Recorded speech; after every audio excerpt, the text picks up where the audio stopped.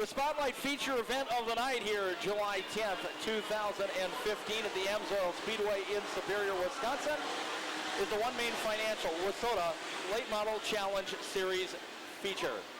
This will be a 40-lap main event, and here is your starting lineup. You'll have the pole, Jake Radetsky from Eau Claire, Wisconsin, the red and black 27, alongside Daryl Nelson from Hermantown, Minnesota in the 44. Row 2, Jeff Bassengill from Keewatin, Minnesota in the 6M, alongside of Kyle Peterlin in the red and blue 23 from Hibbing, Minnesota. Row 3, John Canta from Elk Mound, Wisconsin in the 85, alongside of Adam Hensel from Baldwin, Wisconsin in the 33. Row number 4, Kelly Esty from Kelly Lake, Minnesota in the 37C, as the drivers file into four-wide formation and a salute to the fans. And the rest of the field outside of row 4, Brandon Jensen from Hammond, Wisconsin in the 33X. Row 5, Tim McMahon from Duluth in the 11D, and Marshall Fagers, the F19 from Mound, Minnesota. Row 6, the number 7 of Harry Hansen from Eveleth, Minnesota, and the 87 of Trevor Wilson from right here in Superior. Row 7, the 31 of Travis Budislavich from Minneapolis, alongside the 71 of Todd Gale from Solon Springs. Row 8, Ricky Weiss, the defending series champion from Headingley, Manitoba, Canada in the 7W. He'll start alongside of Aaron Little, the track points leader from Duluth in the UPI2. Row 9, Aaron's dad, Terry Little, the UPI from Duluth, alongside of Chad Mader from Eau Claire, Wisconsin in the 55C. Row 10 is the series points leader today, Jeff Wildung, your semi-feature winner from earlier tonight from Nassau, Minnesota. Alongside the 1 of Nick Bayenhoff from Rock Rapids, Iowa. Jeff Provenzino from Hibbing in the 28 in black and green, and Dave Essie in the black 21 from Cloquet, Minnesota, making up row number 11. Zach Wohlers, the 71W from Kelly Lake, Minnesota, and Greg Hill from Eveleth, Minnesota, the 8H, making up row number 12. And the provisional starter will be Brent Larson, the IOU1 from Lake Elmo, Minnesota. The field will file back down into two-wide formation. They'll pick up the flags in what is a very impressive display to the fans. A salute, the four-wide formation, the tradition in stock car racing. Salute.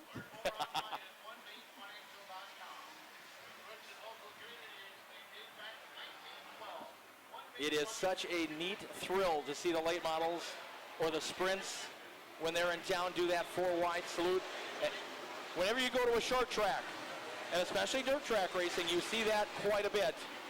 And now we're starting to see it in some of the other divisions as well. It is really fun to watch that.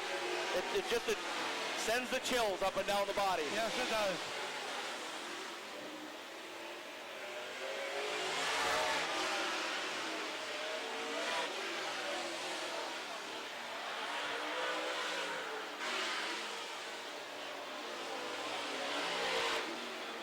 Looking at the lineup, Jerry, what do you see that we should keep an eye on? Well, I think you need to keep an eye on some of those guys that are starting in the back. Wildung has probably got it figured out a little bit more. Jeff Provenzino will probably be driving angry. Determined, let's put it that way. Determined, okay. He's on the back straightaway discussing things right now.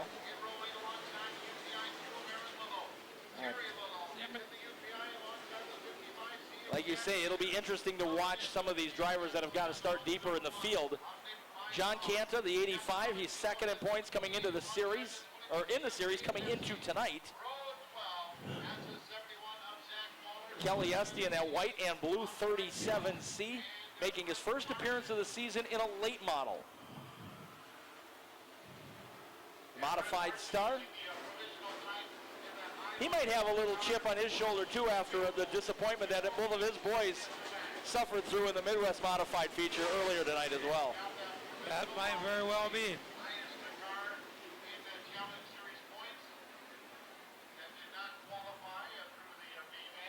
25 cars out of the 29 that registered for action are in the field. The OneMain Financial Wissota Late Model Challenge Series feature at the Superior Speedway. The midpoint of the 13-race series is underway.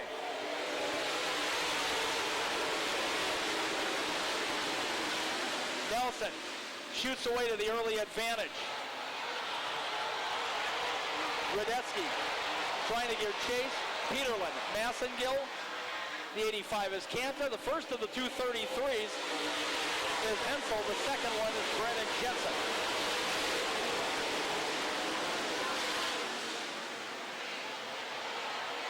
And Nelson out in front and running.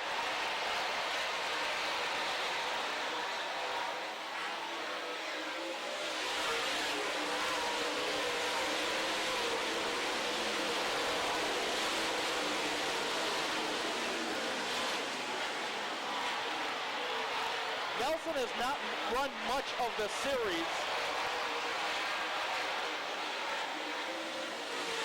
but to see him run out front at Amsoil Speedway does not surprise.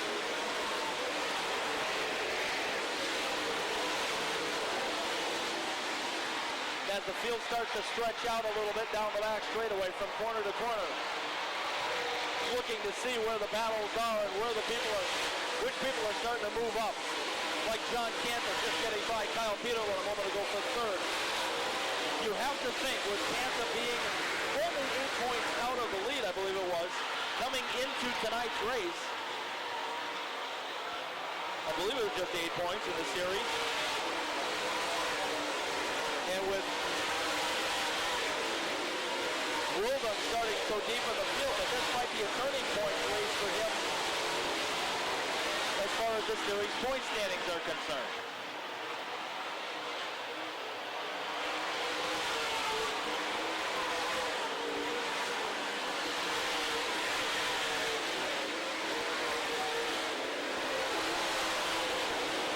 Check that, only 3 points back. To check with my statistician.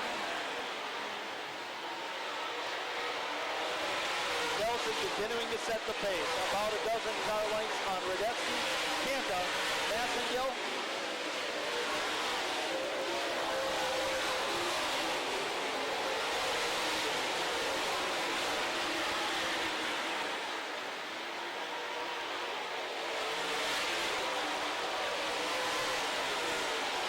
There are a lot of grooves to race on out there, and all of them very smooth. Corey Mader with problems down the back straightaway.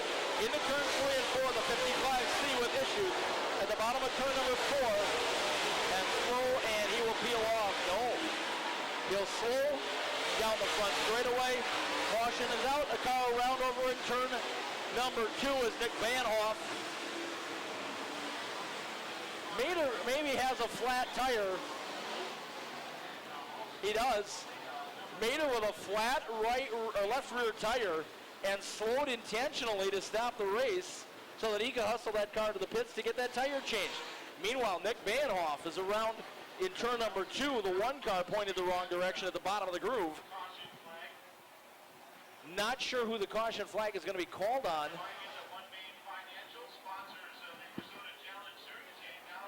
But either way, both Vanhoff, if he's able to continue, and Mader, if he's able to change the tire and get back out, will restart at the tail of the grid.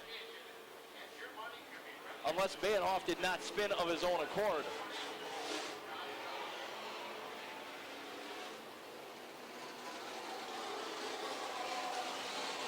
Eight of the 40 scheduled laps are in the books.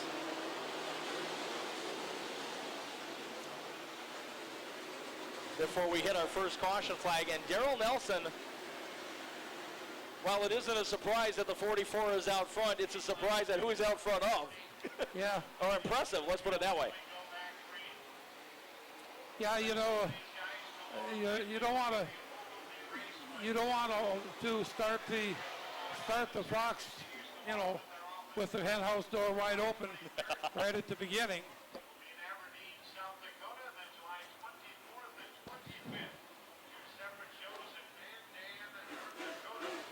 The series continues tomorrow in Ogilvie, Minnesota.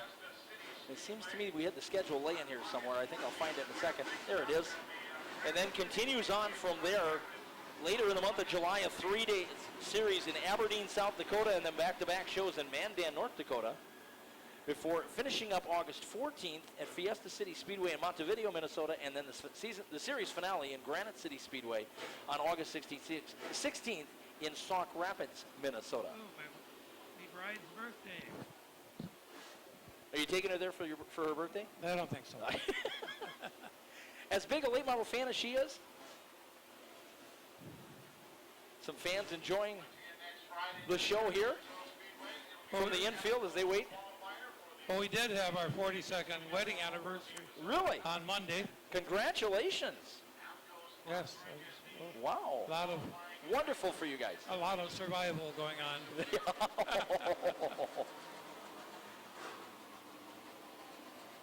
Now we got to try and keep the 233 cars straight because they are literally identical in everything except the letter offset, the offset letter designating the number of the vehicle. The 33X toward the front is Adam Hensel, and the 33B is Brandon Jensen. Although they've got them backwards on our, unless they are that way on our lineup sheet, maybe I've got them wrong. There you see the 33X and the 33B. Yeah. And you know, I've known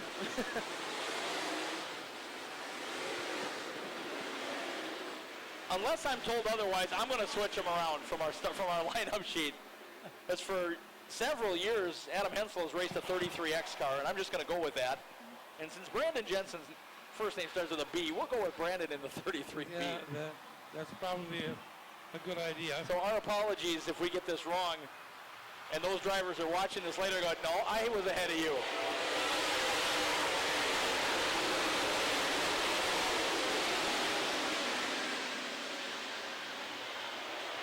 Nelson away again, Radetzky and Kanta in pursuit. And then it's either Henson and Jensen, Hensel and Jensen, or Jensen and Hensel. Take your pick.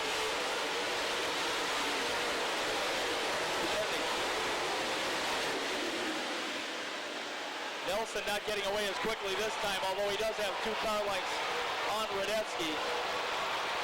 Kanta and Hensel. Radetzky to the bottom, challenging for a lead.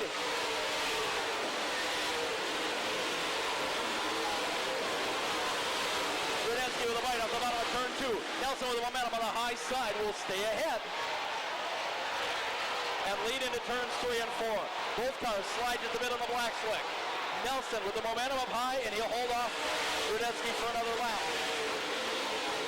2 very distinct grooves coming out of turns 3 and 4. But there's still some 3-wide racing deep in the field.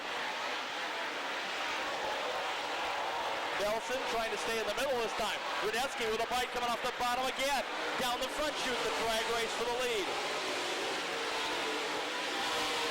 Radetzky looking to find something off the bottom.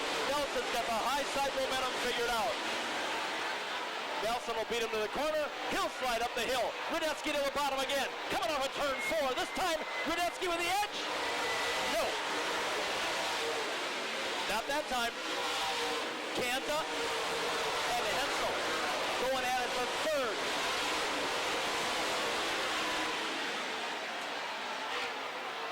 Again, Nelson way up the groove, and the momentum will carry him all the way back around.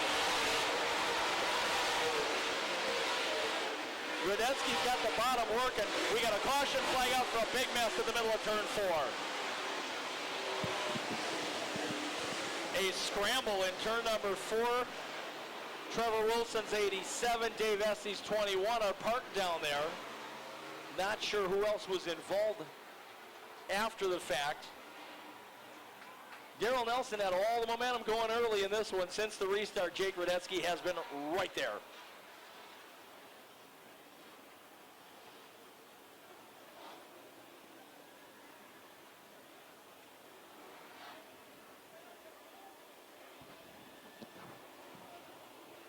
The 2 cars that were involved in the incident in turn number 4, Trevor Wilson's 87, Dave Essie's 21, have both continued on under their own power. And we'll get the field realigned in just a moment. Darrell Nelson in the 44, your leader. There was a scene of the incident. Yep, right there. That's where they were.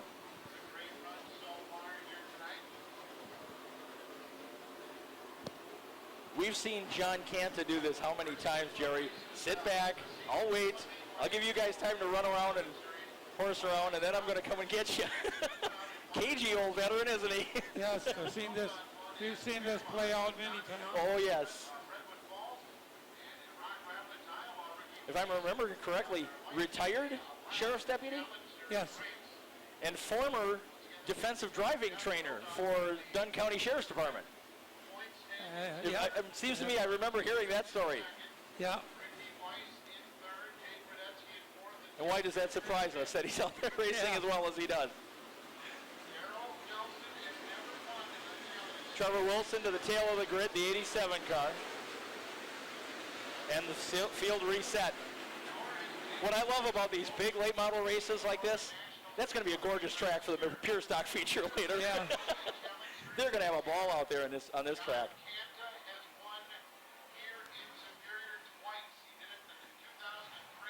John Canta, a two-time Challenge Series winner here, but it's been a while. It's been 15 years since his last Challenge Series feature win here in 2005. I just heard him say that Darrell Nelson has never won. He has never won a Challenge Series race here, but he's had 8 consecutive top 10 finishes in the 9 races run here. I believe it's only Canta that has finished top 10 every one of the 9 races previously run here, and he's looking like he's going to get number 10 here if things prevail. Remember that we are looking for the possibility, if Darrell Nelson should hang on, he would become the 5th different consecutive feature winner in Challenge Series action this year. Scott Ward won the first 2, and then there have been 4 other people that have won since. In the 4 races.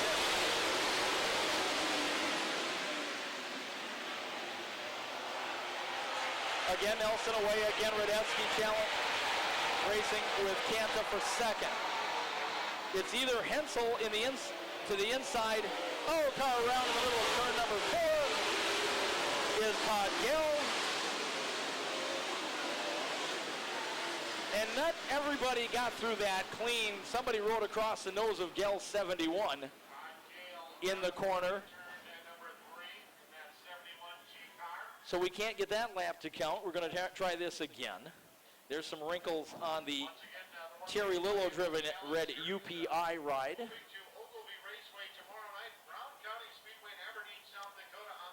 Scott Ward has won 2 events. He is not here tonight.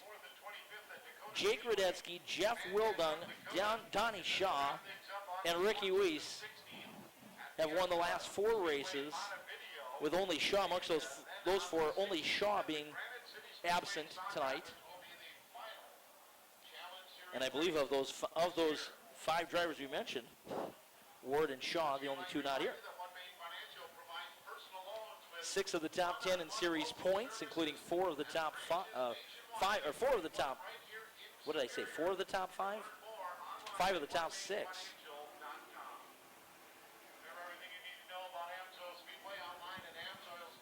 Five of the top 6 in series points.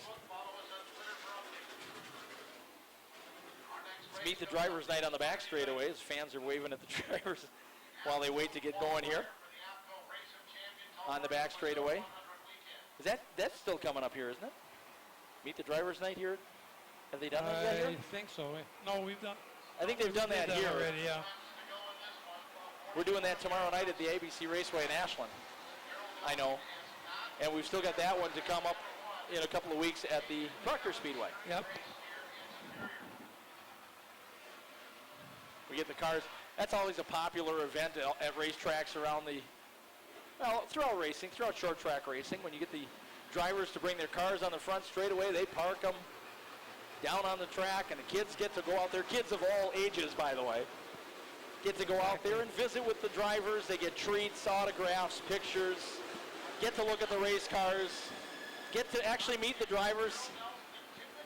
I miss the driver that used to have Dairy Queen for a sponsor and would bring a whole cooler full of dilly bars. Nick Lovato, where are you now? Especially on a night like this. Still 80 degrees out here. Or close. Daryl Nelson trying to hold out Jake Radetsky and John Canta as we get this started again with 27 laps to go out of the 40 schedule. And again, Nelson pulls away, and this time Canta's got a run on Radetsky down the back street for second.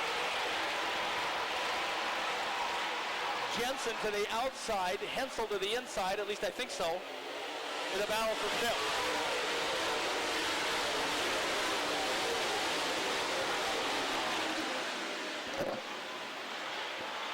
Radetsky clears Canta, trying to set his sights on the leader, Nelson, who now has a much more comfortable lead than he did before the last couple of restarts.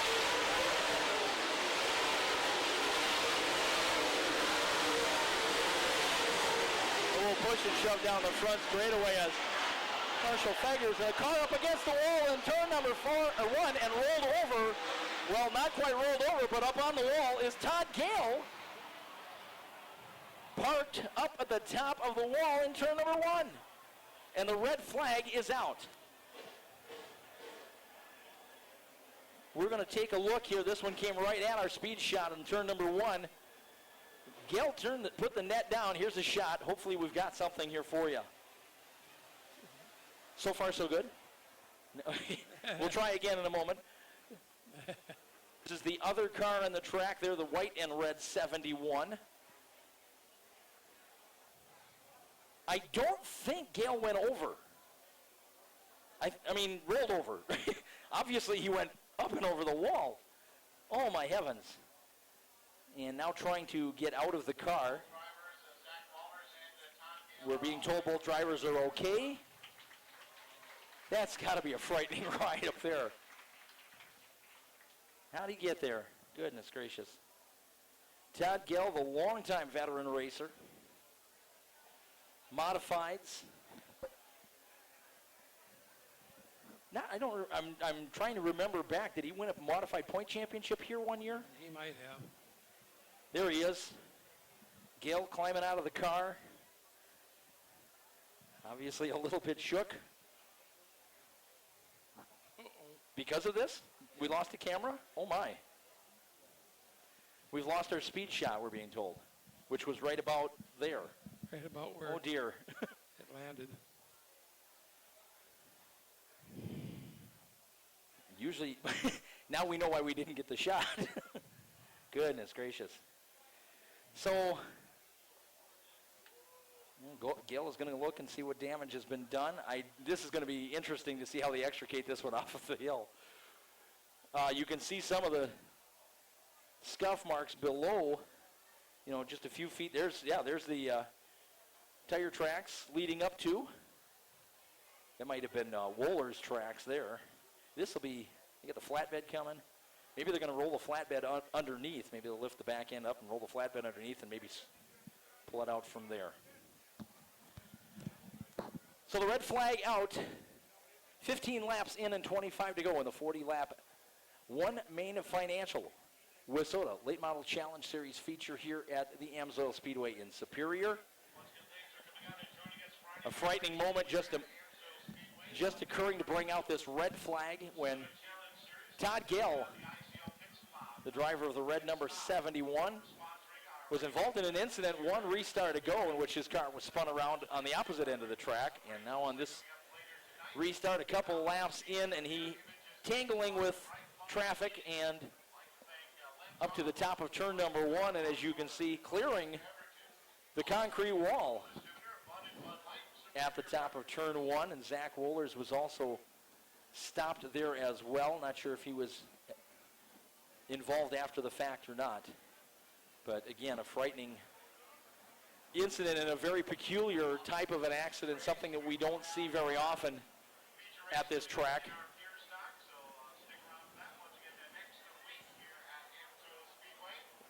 We have had, so far to this point, Jerry,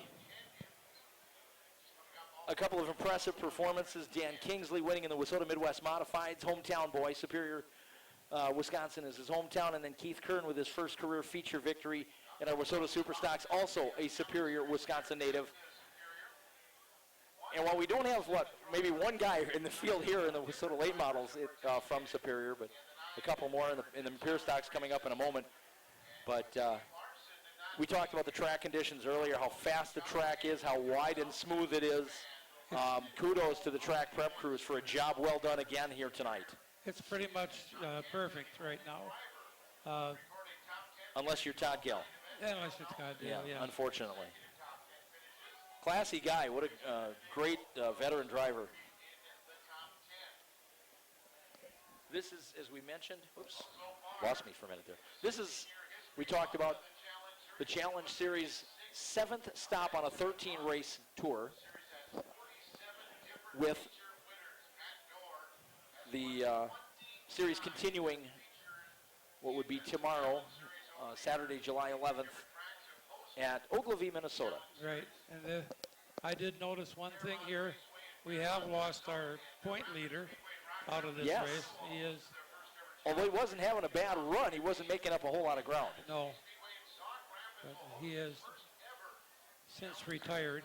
We're talking about Jeff Wildung, who made the trip here from Nassau, Minnesota, and had to qualify for the feature by winning his semi-feature after starting on the pole in his heat race and pretty much getting shuffled right to the tail. Yeah, apparently missed the setup.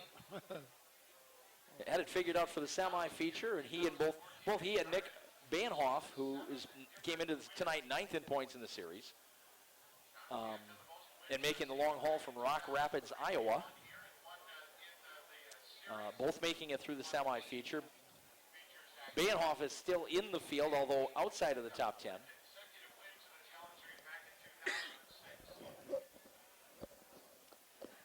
But the Challenge Series, a very healthy tour that Wissota has put on over the past.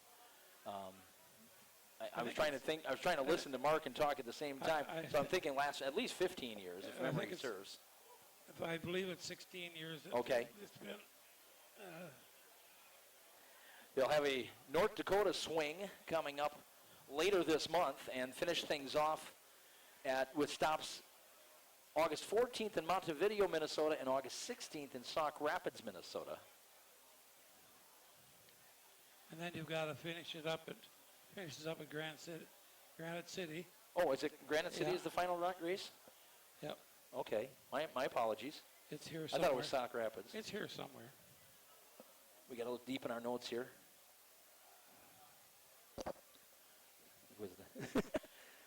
Holy cow, what did we do with this? Oh, no, there we are. You grab that and do some reading there. Tell us all about it. I was pretty sure. Yeah, no. Yep. Oh, you're right. Well, Granite City apparently is. Granite City is the track, yeah. Yeah, okay. All right, our apologies. Granite City Speedway in Sauk Rapids. That's the final stop for the series on August 16th. That's the championship round. As racing action continues throughout the remainder of the summer, and we've talked a little bit about this earlier in our webcast here, we talk about big events that are around the area and local race fans. We encourage you to go out and see as many these shows as you can, because there are going to be some big fields, some drivers that you don't see at your home track on a regular basis coming to visit. It all kicks off in Proctor, Minnesota on the Thursday prior to Labor Day weekend, the Silver 1000, exactly. with Wissota Late Models and Modifieds. And they call it the Silver 1000, Jerry, because the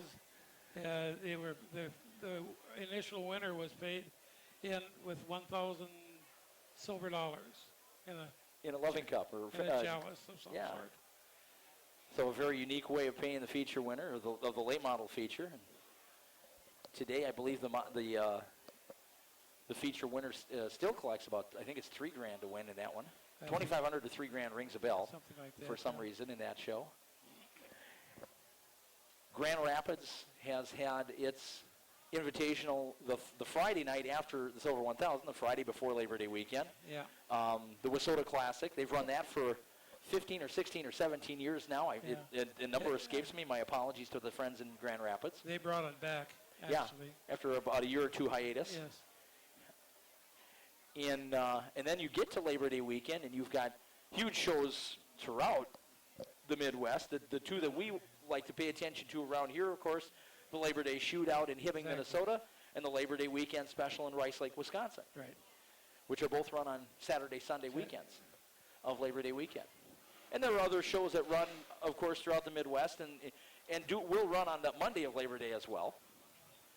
And then we get through the week, that first full week of September, and we get to the following weekend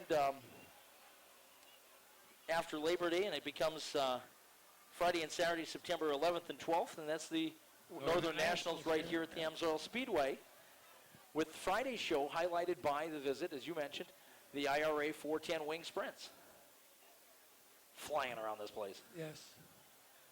And, of course, late models, modifieds, Midwest mods, super stocks, and pure stocks also sprinkled in throughout the two-day weekend. And then the following weekend after that is actually a four-day effort out at Huron, South Dakota, the Wissota 100. At the South Dakota State Fairgrounds. Yeah, Dakota State Fair Speedway. Mm-hmm. And that's, of course, the big event. Yeah. $130,000 purse and 6 or 7 divisions of racing. I suppose I'll have 8. I don't know, with all the adding all the different divisions they've added this year. So I suppose it'll be even bigger purse this year. But plus the only one around that starts their feature races 3 wide. Yeah. Outside of the Indy 500. Yeah. It's the only other place they do that, I think. 33 starters, 3 wide in every feature. Pay some big money in those feature. Late model feature, I want to say late model feature is like $6,000 to win. It's a big show. Yeah. They said it would never work. Oh. But it did. It works and then some. Yeah. And, of course, part of that show will be the AFCO Shocks Race of Champions, which I think is held the Friday night before the featers, if memory serves. I'm not 100% certain on that. I haven't seen the full schedule for this year's event. But, of course, the Amsoil, all the Wissota tracks have qualifying events for that Race of Champions feature, and the one for the Amsoil Speedway will be held 1 week from tonight. There's the camera. There. I think Todd just set that back up for you. You'll have to thank him later. Yeah, there is that. The weekend after the Wissota 100, the final weekend of September, is Invitationals at Jamestown, North Dakota. Yeah. Menominee, Wisconsin. The Punky Maynard Challenge of Champions, which is our favorite, yours and mine. We go that one all the time. And then the weekend after that, the first weekend in October this year, October 2 and 3, is the Red Flag Classic in Ashland, which is another big show. $80,000 show, and these late models that we're seeing here tonight, many of them plus more, will be in Ashland for their one and only appearance that weekend. So there's racing going on every weekend. There's lots of shows, and there's more than what we've mentioned. And we've got half a summer yet to get to all of that. Yeah. And the way some of our tracks have suffered with weather issues and stuff like that, we need to get as many shows in as we can. I'm thinking as wet and as cold as May and June have been, that maybe pushing summer back into October would be through September and October would be really favorable. We'd really like that. So the mining of Todd Gale's car from the bricks off of turn 1 has been deemed successful, although the damage done to the car is significant, and Gale's night is done. The rest of the field has lined up.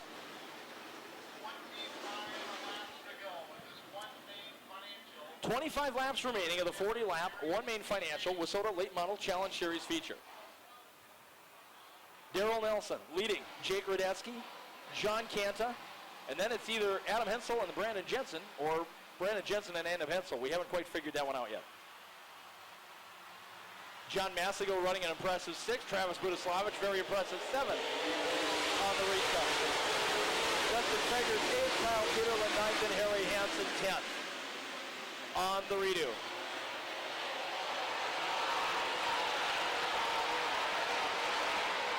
And we have 2 number 7 cars in the field, and they both are painted fairly close. Colors are different, but the numbers are identical.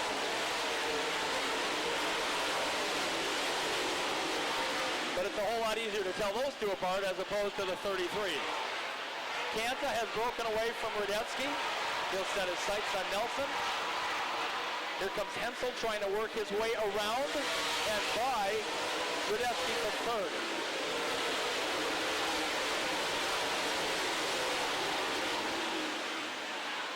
Nelson, long gone. Can Kanta catch him?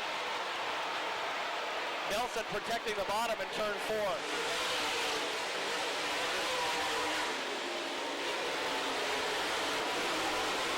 And unless I'm told otherwise, I'm going to call that third place car Adam Hensel. That's a 33X.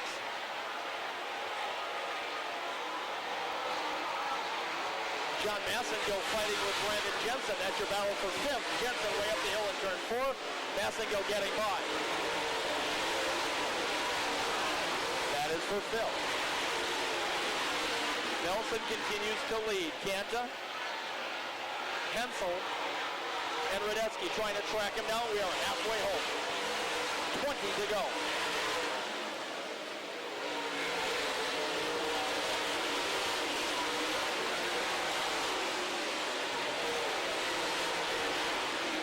Nelson's lead is solid. Kanta unable to gain any ground.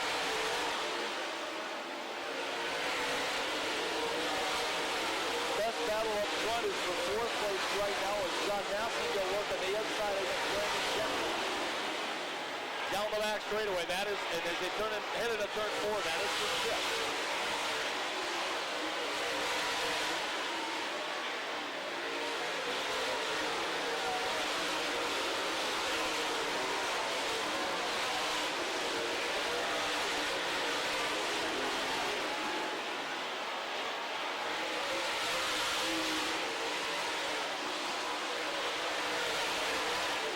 There you see the distance. Nelson in first, Kanta second.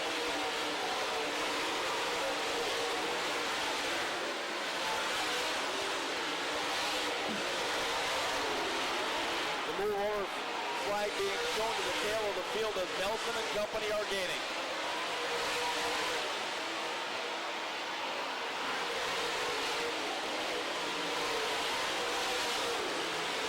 Nelson is an expert at slicing through the lap traffic. Kanta, we know, is a very talented driver. Cagey veteran. If there's going to be a move to be made, it's going to come within the next 5 laps or so.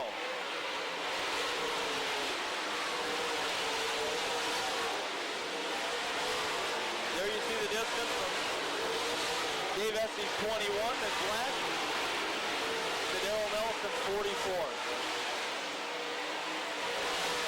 Leader about to put the tail enders a lap down.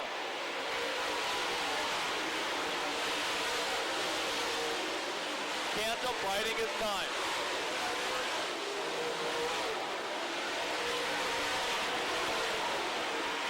This will get interesting. Meanwhile, battle for third starting to heat up again. Jensen trying to hold off Radetsky.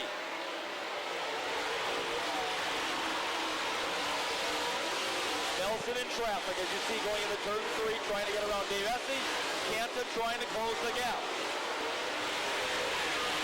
Now remember, those tail end cars are also battling for position. Unless they see Nelson back there, they don't really know how close he is. Greg Hill getting a little sideways in front of Essie. Nelson trying to pull alongside. Nelson trying to slide through the gap. Greg Hill and Dave Essie at the bottom of the track, right in John Kanta's groove. Kanta can't gain any ground.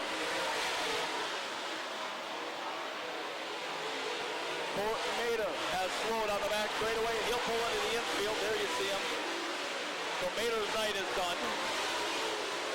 The 2013 winner of this event. Nelson working on Terry Lillo. Lillo gets out of the way. Nelson's got some open field running in front of him now. Kanta can't quite clear Trevor Wilson, now finally does. The lap traffic did not help Kanta as much as he had hoped. And Nelson continues to hold him off by 8 car lengths or so. Into the final 10 laps, 9 to go, last time by.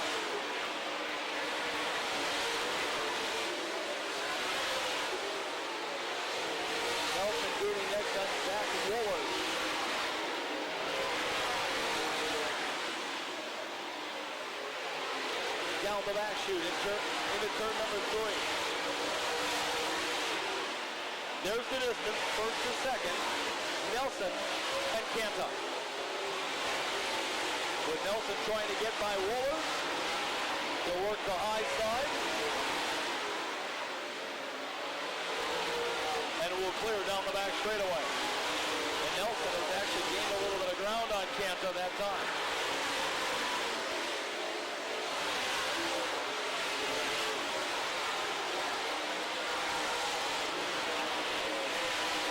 Adam Hensel sitting third, Jake Radetsky fourth, Brendan Jensen fifth, Marshall Fighters is sixth in the F-19.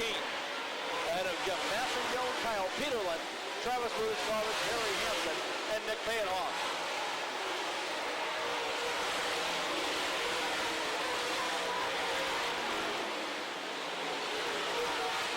Here's a familiar word or phrase, Nelson and Esty going at it. Except they're in late models. Kelly Esty driving the white and blue number 37 tonight. But Nelson getting by clean. Canta by himself. This time by Darrell Nelson. Will have 3 laps to go. And he has extended his lead on John Canta.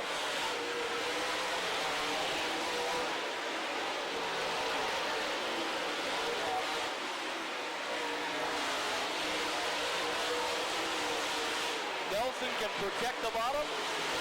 He's got breathing room. Canta will try to clear Esty in turns 1 and 2.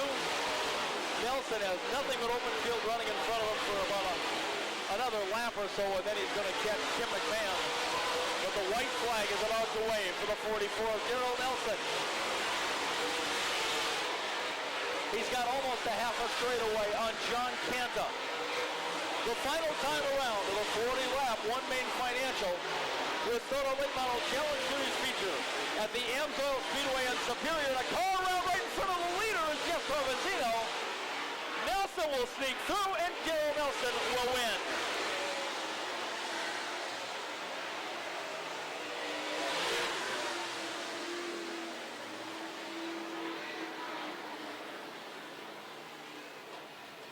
This one will technically end under caution.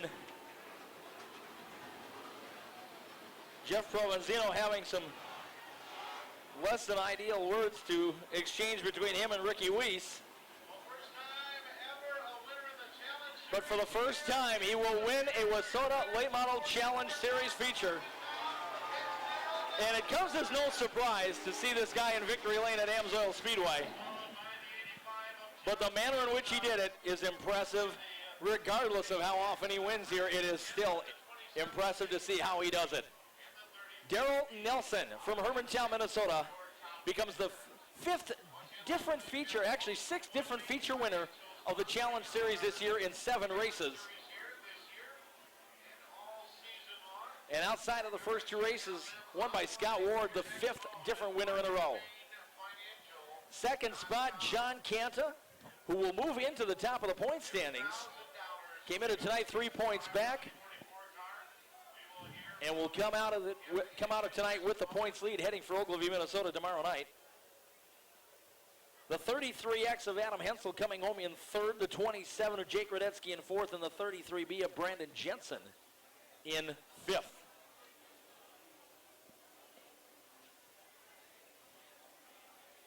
And we'll hear from the top 3, I believe, at the victory stage in just a moment.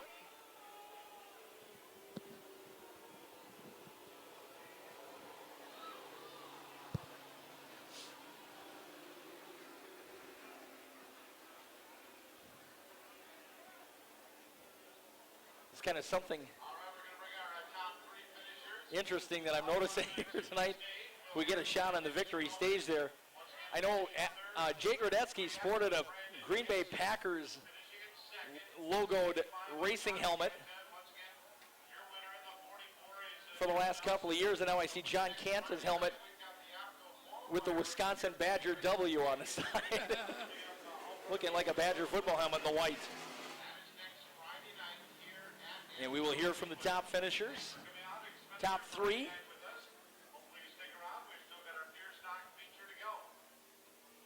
We've got a pure stock feature coming up in just a minute. We'll break away as soon as we're done with the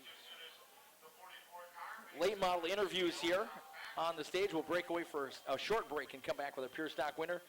There it is, the $2,000 first place check. And OneMain Financial will back that check. Not to worry, Daryl. As Nelson will come onto the victory stage. Hopefully they left him enough room up there.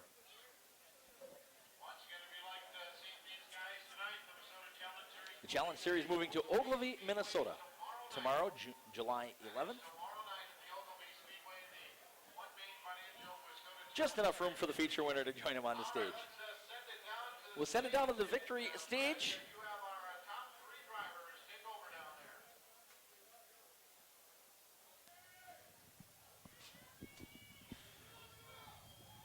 Okay, Brandon, I'll tell you what. Started back in the fourth row, You're wrong. and you got that guy out front, and he just can't seem to, he, even with the cautions coming out, no problem. But you had a great run. You started back in the fourth or fifth row, and tell you what, first time you've been here in a couple of years. What do you think of the lights over there in the turns? Oh, they look great. Okay. Absolutely. So you're going to continue on in the Challenge Series, I assume? You're going to continue on with the program? Yeah, we'll be in Ogilvie tomorrow night, and after that, who knows? Kind of a one race at a time thing right now with this car. Well, you don't do it alone. You got to have some sponsors that help you out. You might want to mention who they are. Absolutely. Bay and Bay, transportation, rods, painting, J&C Properties, Club 29. I think that's it. You got it? Well, I'll tell you what, you had a great run, and we thank you for coming up to the Amsoil Speedway, and the track conditions were pretty good, I believe. Oh, they were excellent. Nice and smooth, multiple grooves. Congratulations. Thank you. Thank you. Okay, Johnny Canta, you've won this thing several times through the years. I think you got some kind of records up there, too, but you just couldn't quite shake down that number 44 here tonight. But I'll tell you what, you gave it a shot. You did a great job, Johnny. Oh, thanks a lot. Yeah, Daryl's, of course, pretty good here, I've been told. But he rolled off the corners better than we did, and I think through the corners we're probably about the same, but he was just getting off a lot better, and it probably was a little bit different line. I was a little bit afraid to go up too high, and because I knew there was good cars behind me. So congrats to him. Another MB car from Mars, so that's good. And, of course, track conditions. There's nothing wrong with the track conditions tonight. It was a little bit hot. You can turn the furnace down a little bit. And the lights, you like them? Oh, they're excellent. Very nice job on the lights. Congrats. Let's talk about your sponsors, John, to help you out. Well, we got Mars Race Cars, of course. Joe Provo Racewear does the driving suit and all our T-shirts and our wraps. C&D Trucking out of South Dakota for us. FYE Motorsports Promotions, GRP Motorsports, and Brown Engineering, Carl Chevrolet, and Colfax, and many more local sponsors that help us out. Talking to you earlier, I think you said your son now is getting involved in the racing program. What's he doing? Well, he's been involved for quite a while. He's worked for the Mars shop for probably 12, 13 years now, and so he does all the technical stuff, the stuff that needs brains, and I do the rest. Enjoying retired life too, I believe. Absolutely. Great job, John. Thank you. Okay, somebody owns this racetrack, and it's this guy right here, Daryl. I'll tell you what, you did a great job. You know, we talked to Keith earlier because he always had those big leads, and then those cautions come out. But you had a line going. No problem. You kept her going. Yeah, I was a little nervous down in 3 and 4. I know John and Jake are real good on the real slick stuff, and I was just fortunate enough to get a little coaching from corner guys and stuff to pull down to the basement, so it worked out for us. And I thank all you fans. The track was beautiful, not just because I won. The thing's awesome. Awesome night of racing. Finally above 30 degrees. This is awesome. I just want to thank all my sponsors: Tarnowski Brothers, Amsoil, Willow River, Bud Light beer, and all the people that helped me through this. Thank you.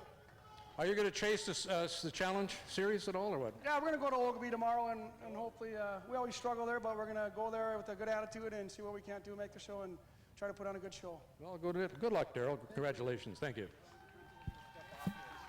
Daryl Nelson, your feature winner, and John Cantor moves into the top spot in the point standings, heading for Ogilvie.